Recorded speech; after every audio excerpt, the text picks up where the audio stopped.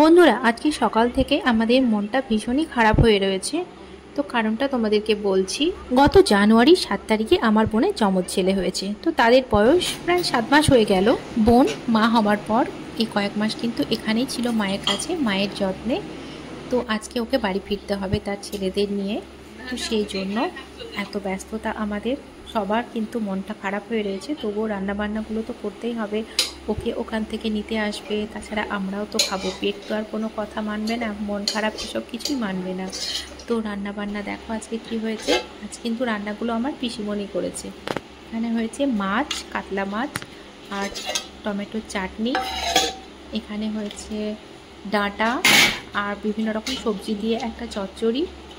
এটা হলো মাছের মাথা দিয়ে মুগ ডাল।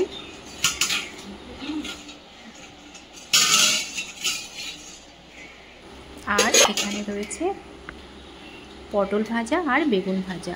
আর মাটনটা এখন হচ্ছে, প্রেশার কুকারে সেদ্ধ হচ্ছে। এখানে দেখো পুচকুগুলোর অন্নপ্রাশনের কার্ডও কিন্তু এসে গেছে। আমার বোনাই বলল যে এখানকার যে আত্মীয় স্বজনগুলো রয়েছে তাদেরকে আজকেই নিমন্ত্রণটা সেরে দিয়ে যাবে। মাঝে হয়তো 2-3টে রবিবার আছে, তো সেগুলোতে অন্য কাজ রয়েছে, তাই আজকেই ও নিমন্ত্রণটা সেরে দিয়ে যাবে। আর এদিকে দেখো সবার খাবার সময় হয়ে গেছে। মা আর পিসিমণি সবার জন্য খাবার রেডি করছে।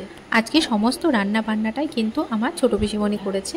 মায়ের যেহেতু মনটা খুব একটা ভালো নেই, সকাল থেকেই মাঝে মাঝে কান্না করছে আর তার সাথে কাজ করে বেড়াচ্ছে। তো আমাকে মা বলল, মাটনটা তুই সবার জন্য রেডি কর। তো আমি সেই মতো সবার জন্য বাটিতে তুলে নিচ্ছি। এই দায়িত্বটা কিন্তু আমার উপরে এসে পড়ে। মাটনটা দেখতে যতটা সুন্দর হয়েছে, খেতেও কিন্তু ততটাই সুন্দর হয়েছিল বন্ধুরা। তো আমি মাটনটা বাটিতে সবার জন্য তুলে দিই। মা বা পিসিমণি গিয়ে দিয়ে আসবে। ওদিকে খেতে বসে গেছে ওরা। আজকে বোনকে আর বোনের ছেলেদের নিতে এসেছে। বোনের দেওর, যা, ওর এক দাদু আর ড্রাইভার। আর বোনাই তো এখানেই ছিল। তো বন্ধুরা, আমার বোন রেডি হয়ে গেছে, আমার সোনা দুটোও রেডি হয়ে গেছে। আমার ছেলেরও একটু ইচ্ছে করলো ভাইদেরকে কোলে নিয়ে একটু আদর করে দিতে। আবারও প্রায় 1 মাস পর ওদের সাথে দেখা হবে, তখন ভাইকে কোলে নেওয়ার সুযোগ আবারও হবে। ছবি তুলছে। যত ওদের ফেরার মুহূর্তটা কাছে ঘনিয়ে আসছে, ততই কিন্তু মনটা আরও বেশি করে খারাপ হয়ে যাচ্ছে। মায়ের কথা ভেবে বেশি কষ্ট হচ্ছে। ওরা যে ঘরে থাকতো আমরা জানি মা সেই ঘরে ঢুকলেই কান্না করবে। বাড়িতে কোনো বাচ্চা থাকলে বাড়িটা সত্যি আলো হয়ে থাকে। আর সে যখন চলে যায় তখন বাড়িটা মনে হয় যেন পুরো অন্ধকার হয়ে গেল। আলো জ্বললেও কিন্তু সে আলো আর আমাদের চোখে লাগে না, মনে হয় যেন সমস্তটাই অন্ধকার হয়ে আছে।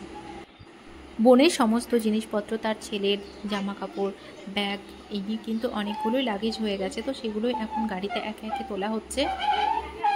এটা আমার বোনের যা, সৌমিতা বোন। তো ও বাড়ি যাওয়ার আগে সবাইকে বারবার করে যাওয়ার জন্য বলছে। তো বোন দেখো এখন সবাইকে প্রণাম করছে। ওকে যেহেতু এখনই বেরোতে হবে, বোনকে সবাই ঝুঁকে ঝুঁকে প্রণাম করতে নিষেধও করছিল, কিন্তু ও শুনলো না। ও সবাইকে প্রণাম করলো। আমরা যখনই বাপের বাড়িতে আসি, যদি 1 দিন 2 দিন মাঝে থাকি তো বাড়ি ফেরার সময় অতটা কষ্ট হয় না। কিন্তু যদি একটু বেশি দিন থাকি, এই মোটামুটি সপ্তাহখানেক, তো বাড়ি ফেরার সময় কিন্তু ভীষণই মন খারাপ করে। বেশি দিন থাকলে যেন বেশি মায়া পড়ে যায়। তো বোনের আজকে মনের অবস্থা কতটা খারাপ সেটা বুঝতে পারছি। তো ওর আজকে সত্যি বাড়ি গিয়ে একদমই মন লাগবে না। আমাদেরও আজকে আর কিছু ভালো লাগবে না, সবার ভীষণ মন খারাপ করছে। মা তো কাঁদছে। বেশ কয়েকদিন সময় লেগে যাবে এই অভ্যাসে অভ্যস্ত হতে। এই যে দেখো আমার মায়ের কোলে বড় বাবুটা মানে আমাদের শ্রীহান বাবু ঘুমোচ্ছে, আর ছোট বাবু মানে আমাদের রিহান সোনা কিন্তু জেগে আছে।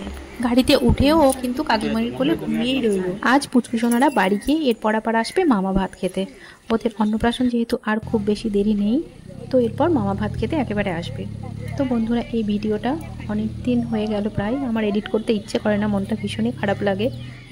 ভিডিও ক্লিপসগুলো যখন নিয়ে রেখেছি তখন ভালো এতদিন পরে না হয় এডিটটা করা যাক তোমাদের সাথে, তাই আজ এডিট করে শেয়ার করলাম। তো বন্ধুরা, এই ব্লগটা কেমন লাগলো তোমরা অবশ্যই কমেন্ট করে জানিও। আর সবাই খুব খুব ভালো থেকো। টাটা।